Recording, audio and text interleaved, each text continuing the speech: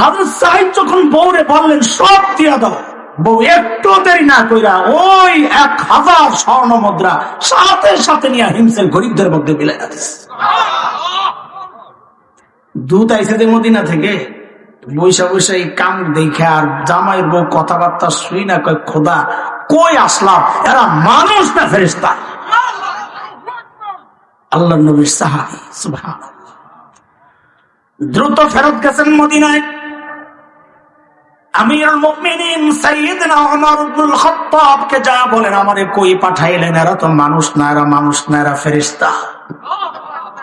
হযরত ওমর সব শুইনা বললেন, আরে পাগলরা সব দিয়া দিছে, যা আরো 1000 দিয়া। আবার পাঠাইছেন কত? আবার 1000 স্বর্ণ মুদ্রা। এইবার পাঠানোর পরে আবারও আগের মতো কয় সব দিয়া দাও। এইবার বউ একটু মোড়া দিছে। মোড়া দেওয়ার কারণ কি? ঘরে অনেক কিছু লাগবে যা বউ জানে, জামাই জানে না। আমরা তো বিশেষ করে এই সমাজের মানুষ, রাতে যাই দিব বউর একটা ঝাড়ি, কি রাঁধছো এটা খাইতে ভালো লাগবে, বলতে ভালো না লাগে বাজারে যান না, করেন না, বাজার করেন, আমি খেতাম তো আমার সময় আছে নাকি? তো এটা সময় না থাকলে যা রাঁধে চুপচাপ খাইয়া ঘুমাই থাকবি, কথা কবি আছে না এমন জালে। আজকে গেলে তোমার খবর আছে, দেখছো নি হুজুর আমগো পক্ষে কথা কইছে, দিব বানানি। এমন বেহাই আছে বউ বাজারে পাঠায়, নাই নাই পোড়া কপাল শয়তান, বউ পাঠায় বাজারে, শরম নাই, বাজারে মানুষে বউ দেয়। আল্লাহ। হযরত সাঈদ কয় তোমার কি কিছু লাগবে? কাহা ঘরে কত কিছু লাগবে, কয়েকটা কাজ করো না, সবটাই রেখে দাও। তো বউ কা মাশাআল্লাহ, তো আরো ভালো। কিন্তু আমাদের তো ভাঙ্গাচোরা ঘর, কখন আবার ডাকাইত আসে, টাকাও নেবো মাইরে দিব, এর চেয়ে বরং এটা এক জায়গায় আমানত রেখে দিই, যিনি আমাদের প্রয়োজনের সময় ফেরত দিবেন, খালি দিবেন না বাড়াইয়া দিবেন। বোকার মাশাআল্লাহ, তো আরো ভালো। তাইলে এটাও আল্লাহর রাস্তায় দান করে দাও। দান করা মানে আল্লাহর কাছে আমানত রাখা। হাসরের মাঠে যখনই প্রয়োজন পড়বে আল্লাহ শুধু দেবেন না, বহুগুণ বাড়াইয়া দিবেন। বলে কত বাড়াইবেন? যত বাড়াইলে জান্নাতে ঢুকা যাবে। ওকে ওকে ওকে ওকে, সব দিয়া দাও। দূর দৌড়ে আসছে মদিনায়। আবার হযরত ওমরকে গল্প যখন শোনাব, আরে হযরত ওমরের দিলটা এবার এতটা ঠান্ডা হয়েছে, এতটা আবেগ আপ্লুত হয়েছে, হযরত সাঈদকে দেখার জন্য অস্থির হয়ে গেছে। সাথে সাথেই ফরমান জারি করলেন, এই কাফেলা রেডি কর, আমার সাঈদকে দেখতে যাব। দৌড়নি খাই লাভ দিয়ে হেলিকপ্টারে চট করে আরেক দেশে যাবো গা, এটা এই জমানা ছিল না। আরেক দূরে যাওয়ার জন্য অনেক প্রস্তুতি দরকার ছিল। হযরত ওমর সব প্রস্তুতি গ্রহণ করে রওনা দিছেন সিরিয়ার দিকে। সাইয়েদনা ওমরের কাফেলা যখন হিমসে ঢুকে, গোটা হিমস যেন ভেঙ্গে পড়ে। চারদিক থেকে হাজারো মানুষ ছুটে ছুটে আসছে। কেন? আহারে মদিনা থেকে আমাদের আমিরুল মুমিনিন আসতেছে, আল্লাহর নবীর শ্রেষ্ঠ সাহাবী ওমর ইবনুল খাত্তাব আসতেছেন এক নজর দেখার জন্য। হযরত ওমর বসা, পাশে সাঈদ ইবনে আমির, সামনে হাজারো মানুষ। হযরত ওমর চিন্তা করলেন, সাঈদকে আমি তো ভালো জানি, কিন্তু জনগণ কি বলে, এই সুযোগে একটু পরীক্ষা করে নেওয়া যাক। অনেক সময় দেখা যায় নেতার কাছে নেতা ভালো, কিন্তু পাবলিক দেখতে পারে না, হয় না? হয় না কথা?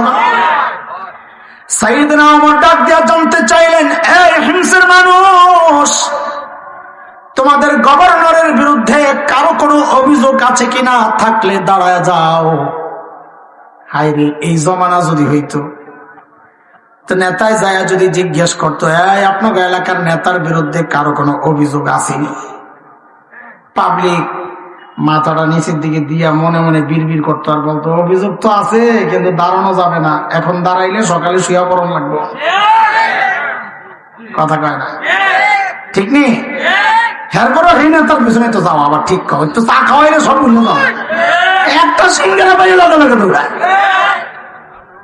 আমার অবাক লাগে, নেতারা সব কাঁচায় কুচায় বিদেশ লইয়া যায়, আরে কর্মীটি হুদাই মার খায়। কত কর্মী বাড়িতে ঘুমাইতারে না, নাই এলাকার থেকে নাই, অথচ কিচ্ছু পায় না। নেতায় তো ঠিকই বিদেশ যায়, বাড়ি বাড়ায় বউলে মস্তি করতেছে। হ্যাঁ বাড়ি থাকতে পারে না, এই রাজনীতি খরচ তোরা ঘোরার দিবে।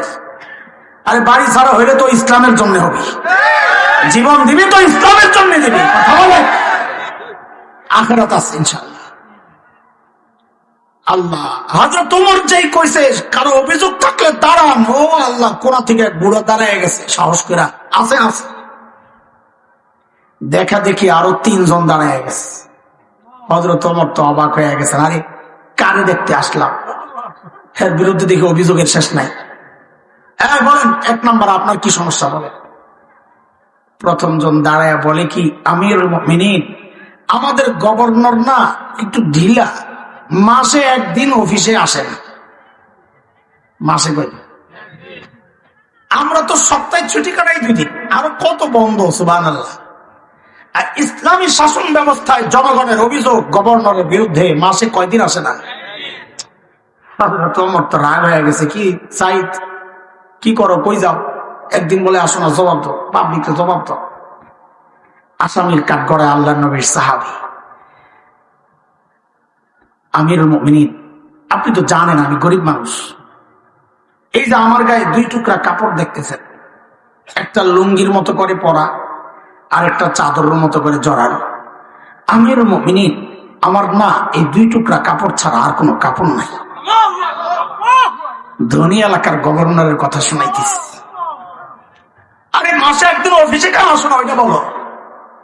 বলে 1 মাস পড়তে পড়তে কাপড়টা দুর্গন্ধ হয়ে যায়, নিজেরও কষ্ট হয়, যারা আসে ওদেরও কষ্ট হয়, তাই মাসে 1 বার নিচেরটা ধুইয়া দিই, শুকাইলে উপরে পরি, উপরেরটা ধুইয়া দিই, শুকাইলে নিচে জড়াই। আমিরুল মুমিনিন এই কাজটা করতে করতে বেলা একটু উপরে উঠে যায়। আমি আসি না এই কথা ঠিক না, আসতে একটু দেরি হয়, উনি হয়তো সকালে আইসা না পাইয়া